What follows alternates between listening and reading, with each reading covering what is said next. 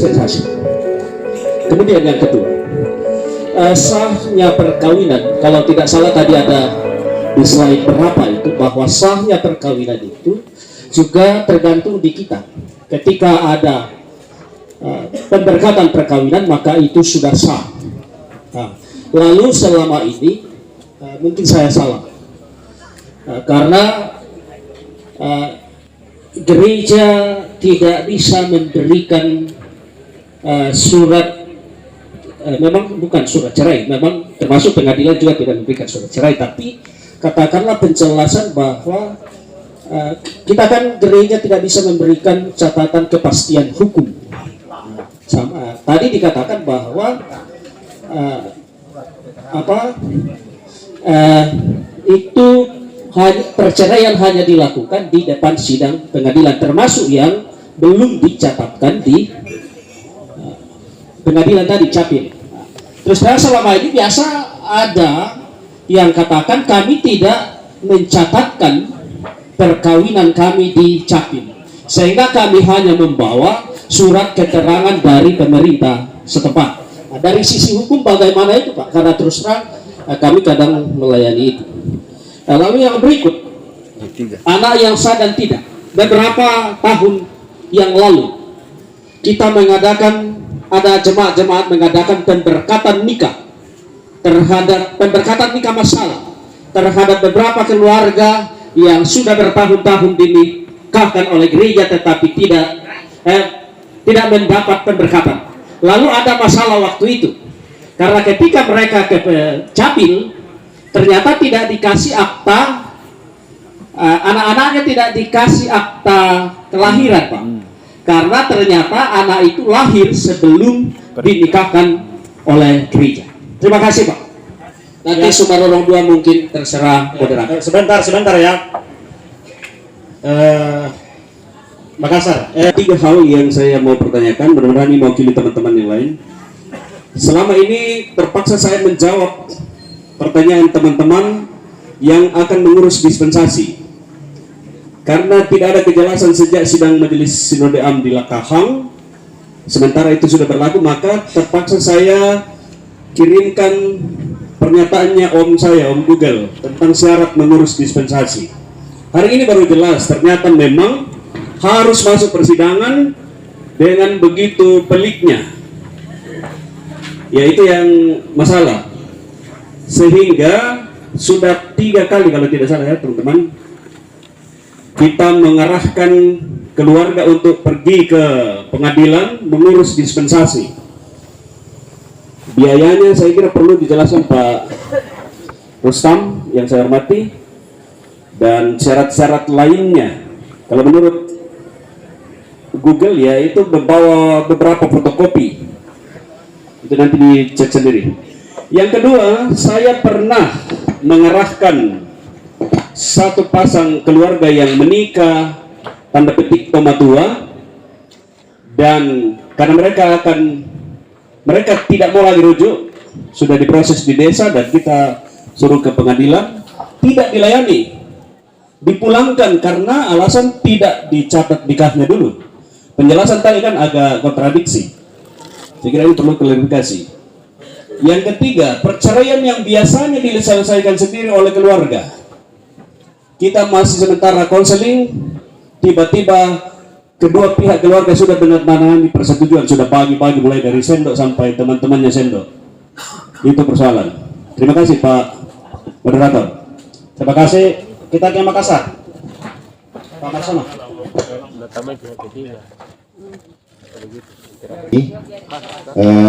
Pertama, besok saya akan melayani pemberkatan perkawinan yang dalam tanda kutip saya mengatakan korban tidak memahami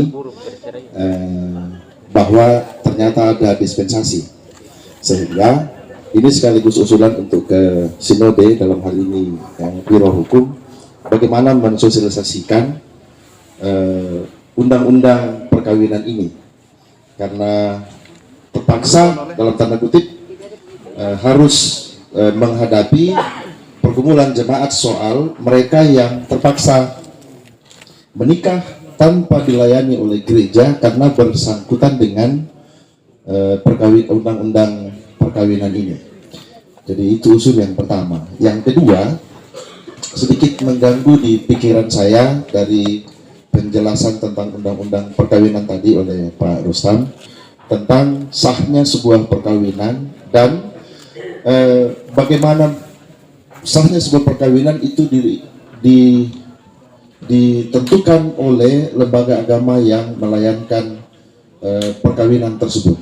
Tetapi lalu kemudian yang menjadi pertanyaan saya adalah, lalu mengapa dalam hal ini pengadilan kemudian dapat membatalkan apa yang tidak disahkan oleh pengadilan dari awalnya melalui pengadilan perceraian.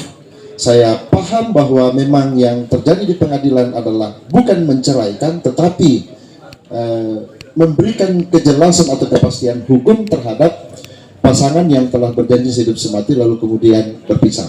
Tetapi yang menjadi terus terang Pak, sejak mendengarkan uraian tadi sedikit mengganggu di pikiran saya, karena saya pernah membaca satu satu putusan pengadilan yang di dalamnya terdapat kalimat bahwa surat nikah yang dikeluarkan oleh gereja pada tanggal bulan tahun sekian dengan sendirinya batal oleh hukum. Nah, jadi pertanyaan saya, apakah lalu kemudian surat nikah yang dikeluarkan oleh gereja yang dikatakan tadi mensahkan sebuah perkawinan, lalu kemudian oleh pengadilan kemudian membatalkan surat nikah yang tidak disahkan oleh pengadilan itu sendiri? Itu yang kedua. Kemudian yang ketiga, ini menjadi pergumulan gereja atau Raja Mamasa pada umumnya, dan saya berharap dari pertemuan ini kita punya pemahaman yang sama sehingga kita seragam dalam pelayanan di jemaat. Lagi-lagi saya mau kembali ke kasus yang awal yang saya sampaikan, bahwa mengapa terjadi seperti yang akan saya layani besok, itu karena katanya di tempat di mana dia mendaftar untuk dilayani pernikahannya, gereja tidak memberikan pelayanan, juga tidak memberi solusi. Tidak memberi solusi. Sehingga ya akhirnya mereka hidup bersama itu hanya atas dasar persetujuan keluarga, batu dikua, parandangan dari hukum adat. Jadi mereka hidup seatap itu hanya dengan restu dari orang tua dan keluarga melalui pertemuan keluarga. Dari gereja tidak, apalagi pencatatan sipil.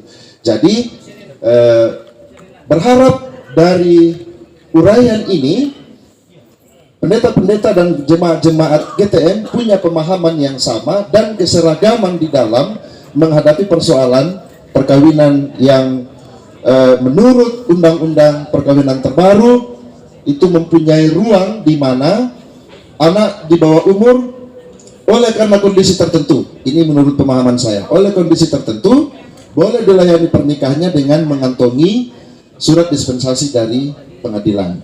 Dan yang terakhir sekali untuk Pak Rustam, mohon penjelasan rinci untuk menjadi pengetahuan kami sebagai pelayan di jemaat tentang bagaimana proses dispensasi itu. Kalau saya sendiri Pak, karena sudah pengalaman tahun kemarin, saya tahu persis. Tapi ya, waktu tidak mungkin seragam karena dalam proses kemarin kurang lebih 2 minggu. Sehingga ini menjadi pengetahuan bagi kami untuk membantu jemaat yang menghadapi pergumulan ini. Jangan nanti sudah dekat tanggalnya baru disampaikan, akhirnya setengah mati mengurus dispensasi. Karena mengurus dispensasi tidak hari ini kita urus, hari ini selesai. Terima kasih Pak, Tuhan memberkati. Terima kasih. Kita ke Budong. Jadi memang apa yang dipertanyakan oleh Pak Pendeta Panggalo tadi mengenai perceraian yang harus diurus di pengadilan, kalau untuk yang menikah secara catatan sipil ya itu jelas bagi kami. Tapi yang menjadi kendala memang ini yaitu yang menikah tapi tidak dicatat di catatan sipil, apalagi kami yang konteksnya jauh dari pusat kota, ya pada umumnya menikah tanpa melalui catatan sipil, sehingga banyak kasus yang terjadi. Ada juga kasus yang terjadi, misalnya dia sudah bercerai tapi tidak melalui pengadilan. Ternyata mantan suaminya itu sudah menikah lagi, bahkan sudah punya anak, apakah dia harus mengurus lagi ke pengadilan untuk bisa menikah? Kemudian selain itu, apakah ada solusi lainnya dari pertanyaan Pak Panggalo tadi? Apakah ada solusi lain selain mengurus di pengadilan bahwa dia sudah bercerai? Ini khusus untuk pernikahan yang tidak melalui catatan sipil. Kemudian berikutnya memang sangat penting bagi kami, Pak, mengenai apa saja syarat-syaratnya itu mengurus dispensasi itu. Kemudian kami mau kemana dulu pertama untuk mengurus itu sebelum ke pengadilan, yaitu mungkin harus dijelaskan. Kemudian ini ada lagi pertanyaan dari teman, ya, ada pernikahan beda gereja, keduanya di bawah umur, satu dari GTM, satu dari gereja yang lain. Apakah bisa kedua-duanya ini diurus melalui Biro Hukum GTM? Ya, terima kasih. Bagian dari persyaratan. Terima kasih. Sebentar Pak, kita hargai teman-teman tadi sudah dikasih. Pak Joy, Mesawa. Terima kasih. Jadi sebagai warga gereja yang bekerja di atas negeri ini, kami mencoba klasis Mesawa berdiri di atas aturan yang berlaku, sehingga berdasarkan tata dasar rumah tangga kita, kami sudah mencoba mengeksekusi bab 2 pasal 7 tentang kami, saya pribadi sudah 1 kali masuk dalam pengadilan sebagai saksi dan itu kami bisa lewati karena ada komunikasi dengan Biro Hukum GTM, dalam hal ini Pak Wakil. Lalu kemudian tata dasar tata rumah tangga ini memberi peluang lagi kepada saudara-saudara kita di luar GTM. Contoh kasus, ada anggota jemaat kami yang kebetulan berada di daerah Matangga, Kecamatan Matangga, cabang dari Jemaat Mesawa dan satu-satunya gereja yang ada di Kecamatan Matangga. Dalam kasus seperti diberikan oleh Ibu Pendeta Iponi, mereka ada bukan dari satu dan satu dari kan, karena usianya belum sampai 19 tahun. Kami coba mengarahkan sesuai dengan perintah tata rumah tangga kita. Kami coba memberikan petunjuk, dicoba Pengadilan Negeri Polewali berdasarkan persyaratan yang ada. Lalu kemudian 1 minggu menjelang, karena di Mesawa ini kan sangat kental dengan adat istiadat, ada permintaan dari pihak keluarga, bolehkah kami lakukan saja acara adat? Kami sampaikan boleh, namun jangan mengharapkan pelayanan resmi dari gereja. Gereja boleh hadir di sana hanya doa makan saja dan doa untuk bagaimana proses itu boleh proses dengan baik. Dalam interval waktu 1 minggu, tiba-tiba ada pendeta dari luar gereja Toraja Mamassar, dari gereja yang tidak seasis dengan kita, menawarkan bahwa saya siap layani perkawinan itu dengan pelayanan normal. Ini yang menimbulkan lagi kasus di jemaat dan di antara keluarga. Lalu kami memutuskan Pak Koordinator Gereja Toraja Mamassar bahwa kami tidak akan melakukan pelayanan berdasarkan poin ayat 4 bab 2 pasal 7 itu. Lalu ada teman-teman yang masuk berdasarkan ayat 10 itu, tidak mampu membedakan mana perkawinan yang belum berusia 19 tahun yang dianggap tidak boleh diproses, dan mana pelayanan kepada rumah tangga yang masalahnya belum diselesaikan berdasarkan ayat 4 dan 10 itu. Maka kami konsisten pada aturan itu.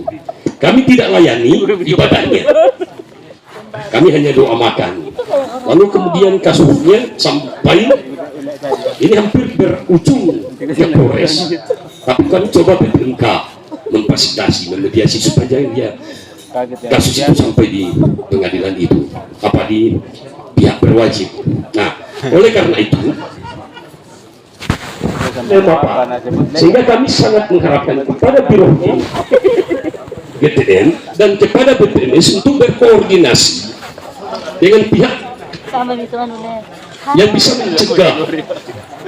Jadi pelayanan Nomor 16 tahun 2019 ini adalah pergumulan nasional, ya, pergumulan nasional.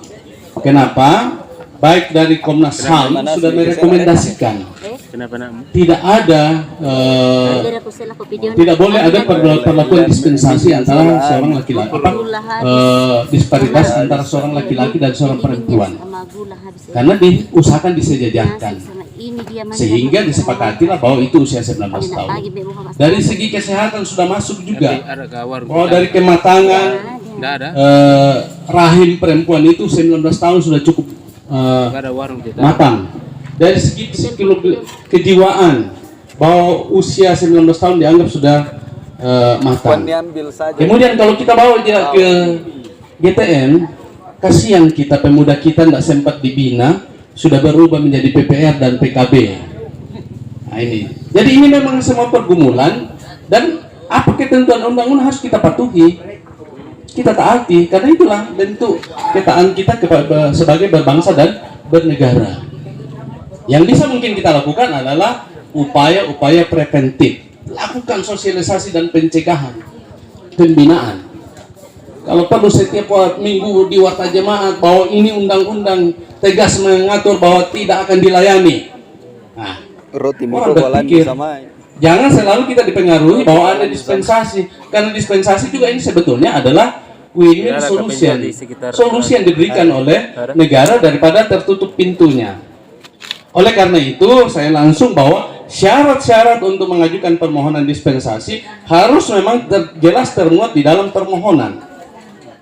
Iya, jadi berbagai macam permohonan. Jadi bisa nanti Bapak Ibu dibuka di Google, lihat penjelasan, penjelasan umum dan penjelasan pasal 7 Undang-Undang Nomor 19 tahun 2019. Di situ dijelaskan di penjelasannya apa yang harus dipenuhi agar supaya permohonan dispensasi itu bisa dikabulkan. Karena tidak semua permohonan dispensasi dikabulkan.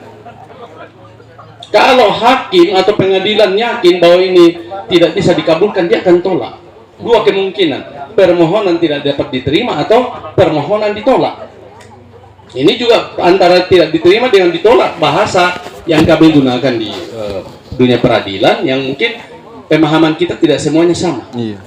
Kalau tidak dapat diterima itu karena yang mengajukan permohonan tidak memenuhi persyaratan, bukan orang yang berhak berwenang. Contohnya bermohon omnya, tantenya, tanpa ada kuasa dari orang tua yang sah. Begitu sampai sana ya pasti DNO namanya. Tidak dapat diterima karena tidak memenuhi syarat-syarat formal. Kemudian kalau ditolak sudah diperiksa, dibuktikan, ternyata argumentasi dan buktinya itu tidak bisa, masih bisa dicegah. Dan akan diperiksa apakah ini anak memang sudah tidak ada jalannya. Tapi kalau ini yang kami tangani sekarang di Mamuju, ditunda lagi 1 minggu hanya untuk mendapatkan hasil psikotes kejiwaan anak itu, karena waktu ditanya-tanya oleh hakim sudah diperiksa, pendeta sudah diperiksa, majelis gereja, orang tua dihadirkan semua di pengadilan, kita hadirkan. Tapi giliran ditanya-tanya ini perempuan, tapi karena dasar anak tidak bisa memberi jawab secara maksimal, hakimnya ragu. Hakimnya juga teman kita, orang Kristen juga. Apa dia katakan bahwa ini kami belum bisa meyakini bahwa apakah betul dia atas keinginannya untuk melangsungkan perkawinan atau betul-betul tidak ada pilihan lain. Kayaknya ini ada kedugaan apakah dipaksa-paksa ini anak. Ya. Jadi nanti kita lihat hari Senin depan ini putusannya, karena itu sudah perkara yang kami ajukan di luar dari kasus kehamilan. Karena kalau kehamilan, yakin dan percaya pasti itu dikabulkan. Kenapa? Terpaksa. Bukan persoalan hubungannya, tapi akibatnya. Perlu kepastian hukum terhadap anak yang lahir dari hubungannya mereka. Ada bapaknya dan ada mamanya yang sah. Itulah pemahaman hukum. Ada yang dilindungi. Jadi lanjut dengan itu tadi Pak, anak-anak yang lahir di luar dari perkawinan kemudian akhirnya orang tuanya menikah, maka memang dia tidak dikenakan namanya akte kelahiran, tapi akta kenal lahir. Dikenal lahir dari rahim ibunya itu, ya. Jadi akta kenal lahir namanya, bukan akta kelahiran. Karena akta kelahiran itu adalah akta yang diterbitkan pada saat dia lahir atau sesaat dia lahir dari perkawinan yang sah. Tanpa ada bapaknya pun juga tetap diberikan akta kelahiran karena haknya anak. Itu, ya gitu itu. Jadi itu ini. Kalau ada hal-hal lain nanti kita diskusikan. Kalau mungkin ada kasus-kasus lain ya. Tapi inti kacamata hukumnya begitu. Jadi bagi mereka yang anak ini atau subjek ini perlu mendapat perlindungan hukum. Setiap subjek manusia yang lain bahkan yang tidak lahir pun sudah dapat perlindungan hukum. Apalagi statusnya di dalam masyarakat itu perlu sekali ada kepastian. Sehingga itu yang perlu. Jadi permohonan dispensasi itu adalah bentuk permohonan resmi, bukan surat-surat biasa. Dan itu saya sudah buat. Saya sudah sebarkan bagi yang meminta pada saya langsung saya kasih. Tapi dalam bentuk format nanti redaksinya disesuaikan dengan kebutuhan. Ada juga yang pendeta tanya, bagaimana Pak? Belum hamil ini anak. Nah, di dalam saya bilang itu kan salah satu contoh. Coba kau buat argumentasi bahwa anak ini siang dan malam sudah sama-sama. Di mana menurut adat istiadat kami tidak hadirkan ke tokoh-tokoh adat bahwa memang itu bertentangan dengan adat kami itu Pak. Jadi memang harus disahkan. Hakimnya yakin dikabulkan, tapi kalau dia tidak yakin dia tidak akan kabulkan. Sama dengan itu tadi yang perceraian di pengadilan, perceraian juga ini tidak semua serta-merta dikabulkan. Tidak semua. Pada saat kita mengajukan permohonan perceraian ke pengadilan, maka pengadilan akan mengadili berdasarkan bukti-bukti yang ada dan dia akan memutuskan bahwa hubungan antara suami istri itu tidak bisa lagi dipertahankan dan nyatakan putus karena perceraian. Mereka yang bercerai tidak bisa lagi dipertahankan. Jadi gitu. Jadi dalam mengajukan gugatan cerai betul-betul harus jelas dasarnya sesuai dengan peraturan pemerintah nomor 9 tahun 75. Ada ketentuan di situ, ada 6 item yang harus dipenuhi. Salah satu harus dipenuhi dari 6 item itu baru bisa diajukan ke pengadilan. Dan begitu kita ajukan wajib untuk dibuktikan.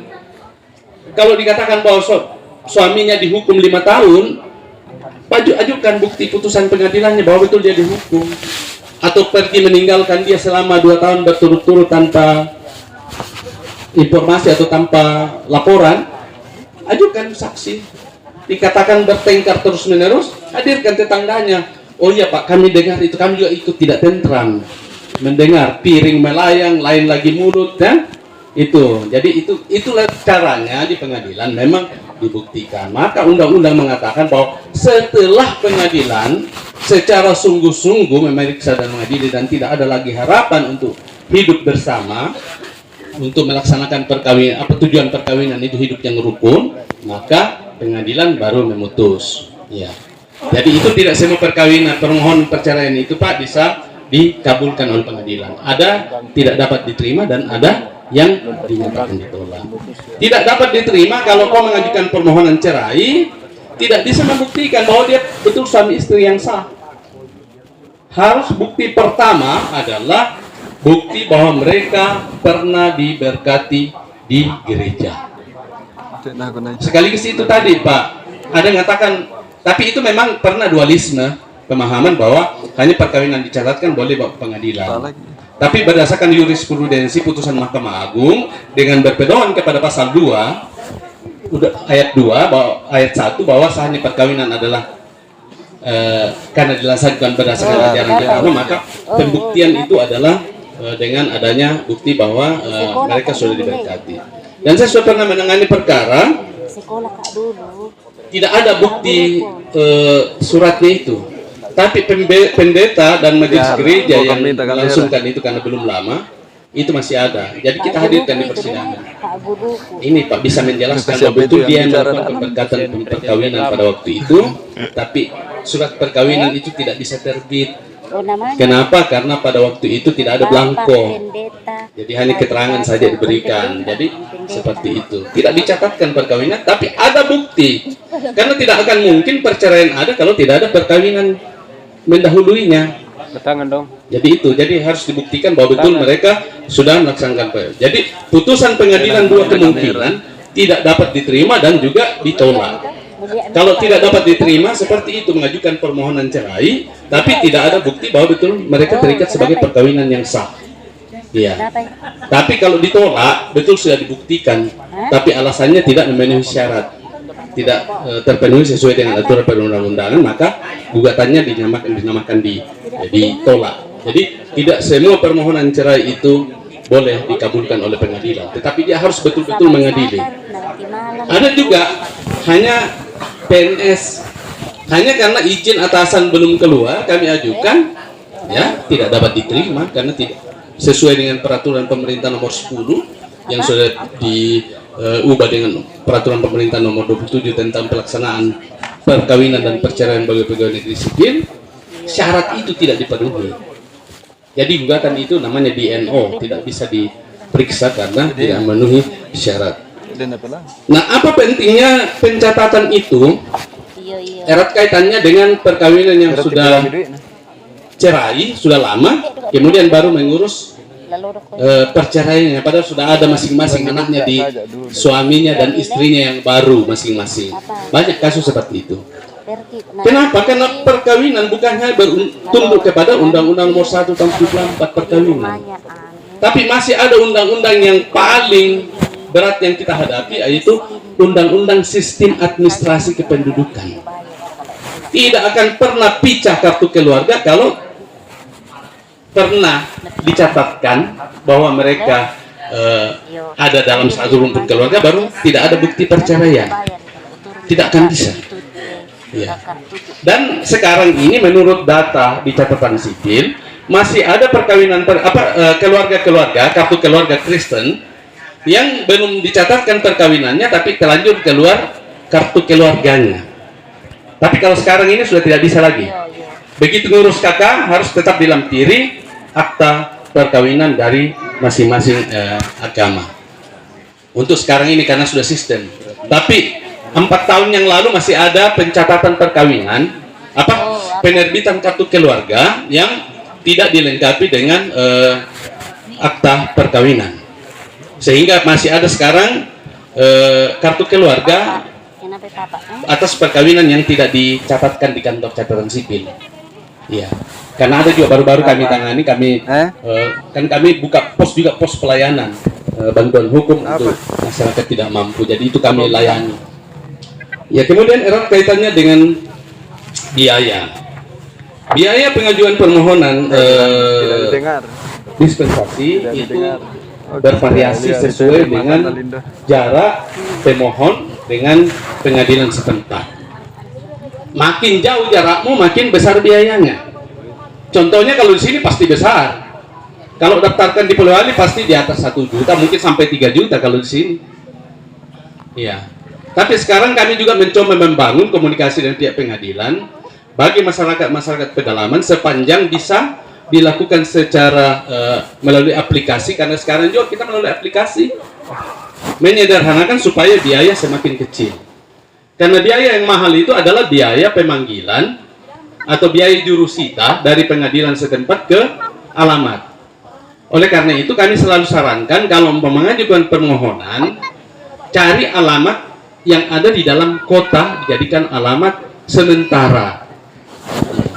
Dan saya sudah bikin juga formatnya itu.